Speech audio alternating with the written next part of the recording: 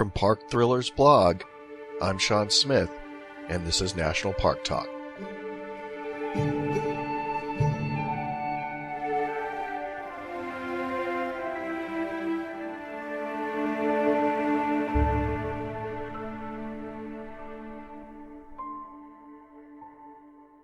So on this episode of National Park Talk, I thought we could talk about my list of top 10 things that everyone should do when they visit a national park.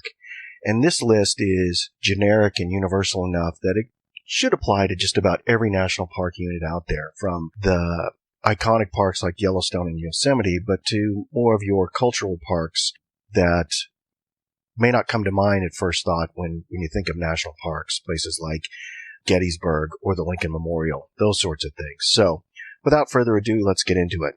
Number 10. This is a pretty easy one, but I encourage people to take friends and family with them whenever they go to a national park.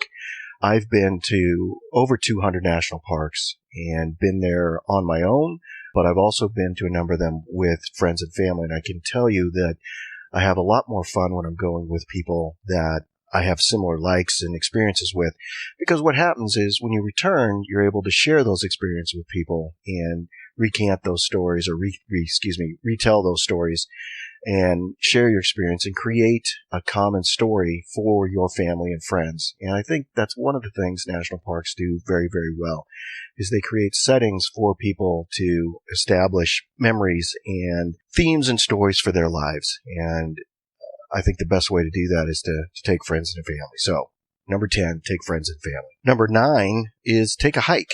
It sounds cliche, but people should get out into their national parks. And now, obviously, not every park is going to facilitate or allow for hiking, but the majority of them do have some really good trails and hikes. And when I was a ranger at places like Yellowstone and Glacier and or the North Cascades, I used to tell people that would take hikes that you were a member of what's called the 10% Club. And depending upon the park you go to, it's plus or minus 2 or 3%. But the vast majority of the people that go to national parks seldom get more than 200 or 300 feet from their car. In some ways, that's understandable. When you go to a place like Yellowstone, for a lot of people, it's maybe the first time they've ever been to a wilderness park or a place where there's grizzly bears. And it can be scary to get away from your car, from things that you are familiar with and feel safe in. And so I understand when people don't want to venture too far from that safety. But what I would tell people is that the roads and the trails or the front country make up a very small percentage of your national parks. And the remainder, 98%, you pay for as well. And so it's in your interest to get out there and see more than just a few of the front country areas. And in fact, people would often ask me, where can I go to get away from the crowds? And I would tell them, you get more than 200 or 300 yards from the parking lot and you're going to lose 98% of the public that goes to the national park. So you want to get away from people, you don't have to go that far, especially in places like Yellowstone. You're also going to see things that the vast majority won't see when you get out and take a hike. So your rangers at your visitor centers should be able to help you pick trails that are suited to your hiking style, what you want to see, your skill level, the number of people in your party. So check in with them and get the lay of the land before you go, but definitely take a hike. Number 8 thing to do. I like to tell people to see a sunset and count the stars. Half the time you spend in national parks, depending upon where you are, it can be dark. And the parks change dramatically at night. You hear different sounds, different animals are out, but you also can see things that you may not see at home, even when you're out at night, say back at where you live. Most notably things like stars. If you go to Yellowstone or the Grand Canyon or Olympic National Park, because there's so little light pollution, there's so little development, you actually have an unobstructed view of the night sky. And that is becoming a rarity in our country. Places to get away and actually see the Milky Way and to see stars like you can't see at home. I tell people to do this not just for the beauty of it, but I also think that viewing the night sky gives us an insight into maybe what the first humans thought about when you looked up and saw all those stars. Big questions were asked like, why are we here and where did we come from? That's just what the stars do. They make us feel small, but they also can connect us to something much larger. And places like national parks have that power, and they can do that day or night.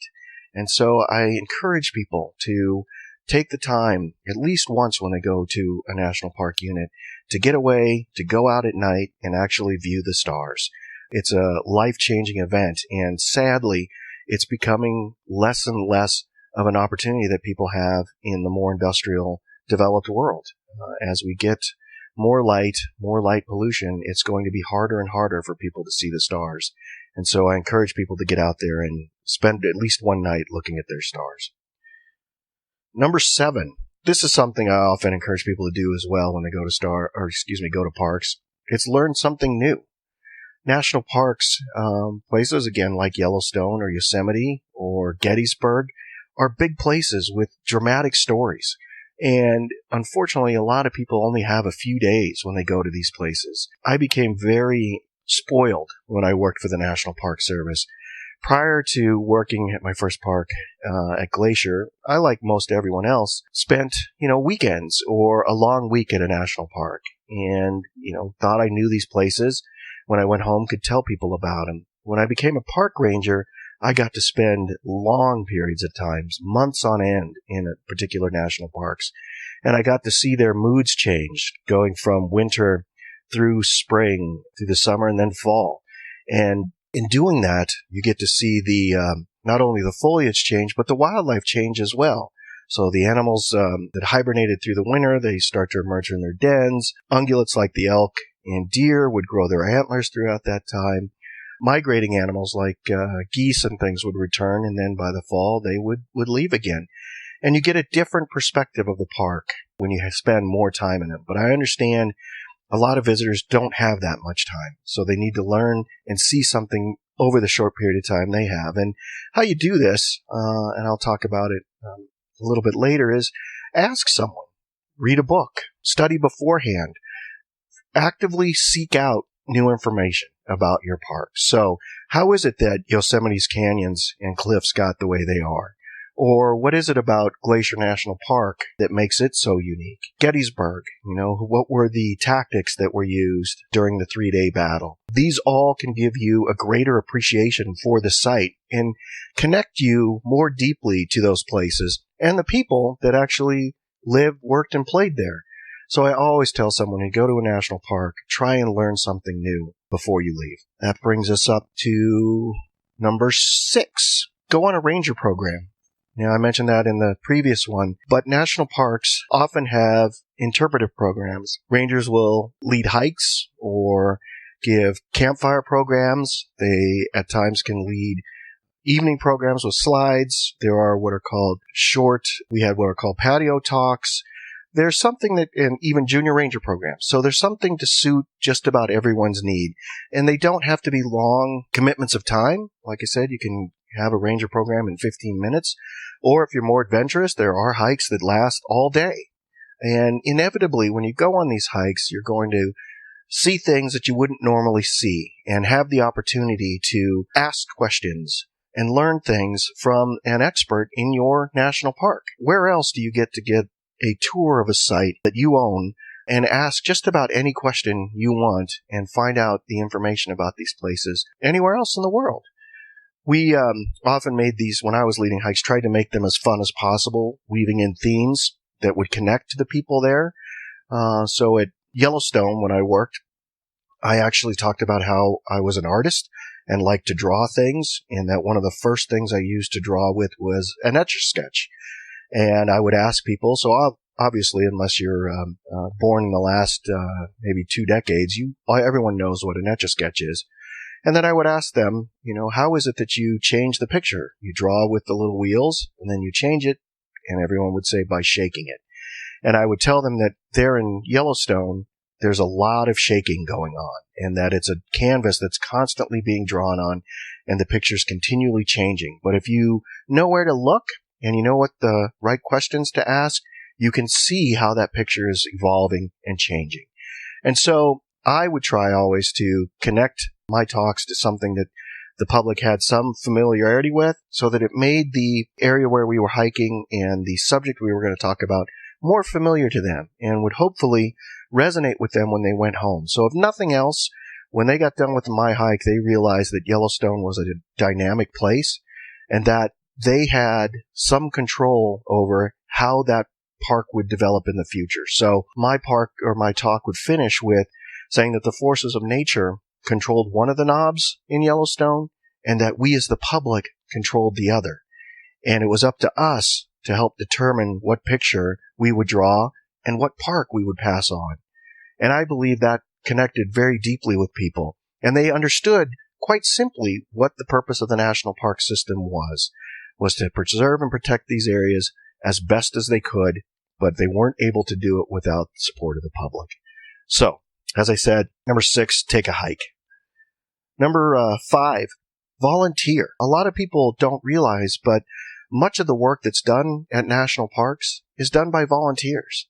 There's an army of people that help patrol trails, that do trail maintenance, that man the visitor centers, that staff the campgrounds. All this work is sometimes done by park volunteers, and it's a great way to give back to your national parks, especially if you've spent a lot of time in them.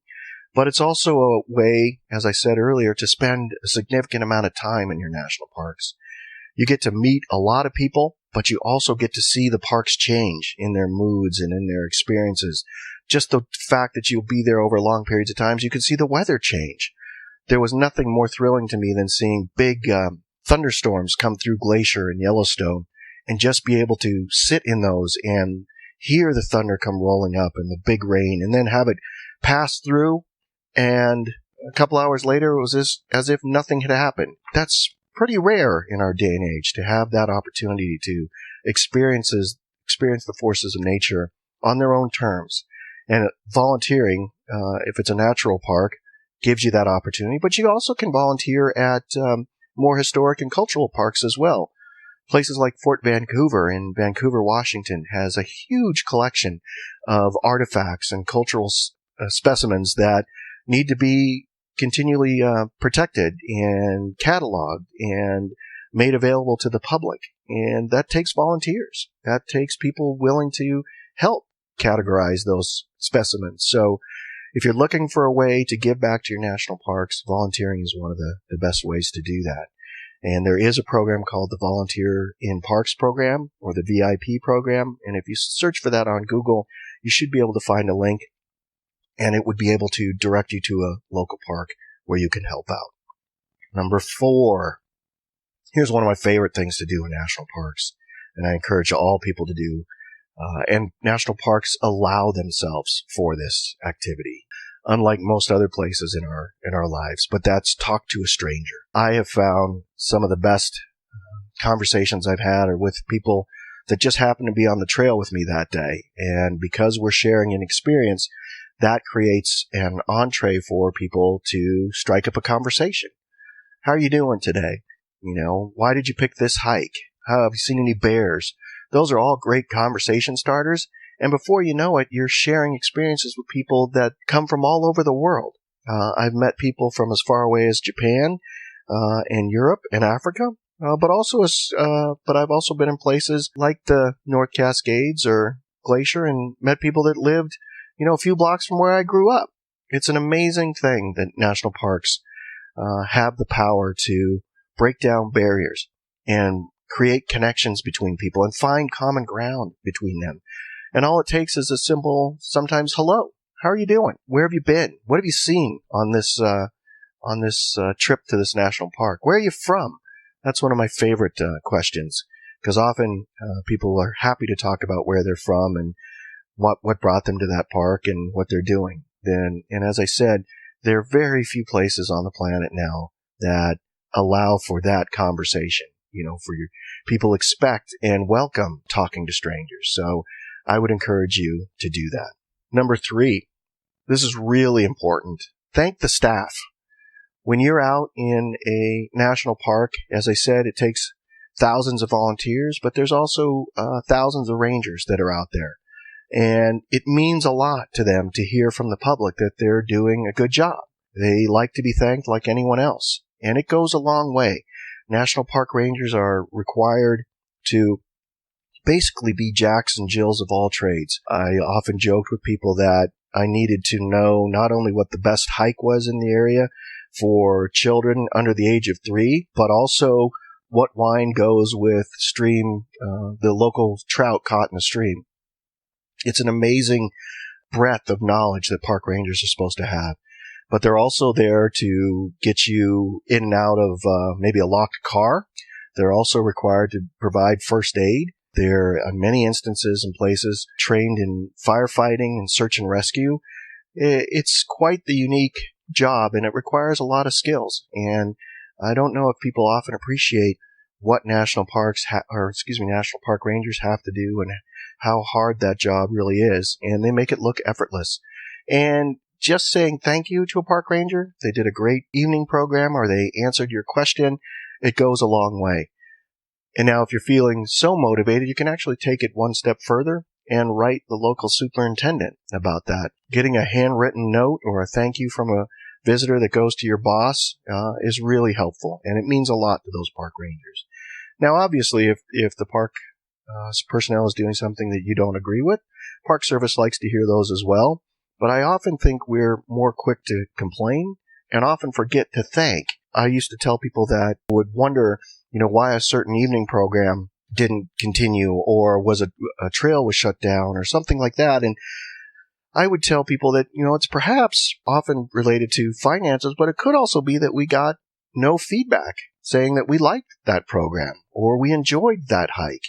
And the Park Service, like any other enterprise, relies on its customers and its visitors to determine where its resources will go. And so if we're hearing from people saying we really enjoy those types of programs or those longer hikes are what we're looking for, or we want more interactive displays at our visitor centers, that helps the Park Service determine how it will present itself to the public. So I would encourage you to thank the staff. Another thing I tell people to do when they get back from their national parks is tell people.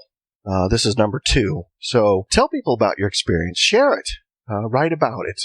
Call your friends and say, hey, we had a great time at our national park, maybe one that they hadn't considered going to, and share your experience about the local businesses and accommodations, and let people know. Word of mouth is really important in spreading the word, and the local businesses that surround these national parks are dependent upon those visitors coming. Studies have been done that for every dollar that the federal government spends on national parks, it returns 4 to the local economies, and those local economies are, like I said, dependent upon those visitors coming. So it's helpful. It's amazing what one person telling another person how great an experience they had at a park.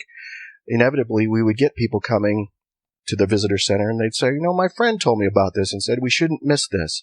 And of course, we would then say, yes, that's a great hike, or that's a great program, or that's a great place to go see. And you may also want to do these as well. So telling people, spreading the word is very, very important. So we've come to my number 1. And of course, these were in no particular order, but I think this is really important. We must get involved in our national parks. We must take action to ensure that we pass on a national park system that is in better shape than the one that we inherited from our ancestors. And one of the best ways I know to do this is to write Congress. Congress ultimately is the one that allocates the funding and the resources for our national parks, which in turn determines how much the Park Service has as at its disposal to manage our national parks. And Congress responds to public pressure.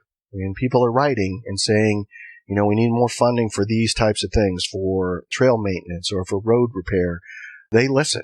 And if you write saying we need to see our wildlife protected, we need more protection for endangered species, or water quality needs to be protected, Congress listens to that as well. And I can't tell you how often the Park Service would hold public comments on things and in some instances get no letters at all, or very few. And then others we'd get hundreds of thousands of letters So it's hard to predict which ones public would get excited about, but in every instance, I can assure you, the Park Service and Congress takes those comments seriously, and it weighs heavily on how they determine what and where and when they will manage the parks and what they will do in those national parks. And if you don't let your voice be known or heard, other people are going to make those decisions for you. So again, I encourage everyone to write Congress. So that's my list of the 10 things that people should do in their national parks. What do you think? Did I miss anything? What would you add? Thank you for listening. National Park Talk is produced and recorded in Western Washington in the shadow of Mount Rainier. To learn more about National Park Talk, please visit our website at seandavidSmith.blogspot.com or follow us on Facebook at facebook.com/parkthrillers. To find us on Twitter, search for @parkthrillers. I'm Sean Smith. Thanks again for listening to National Park Talk.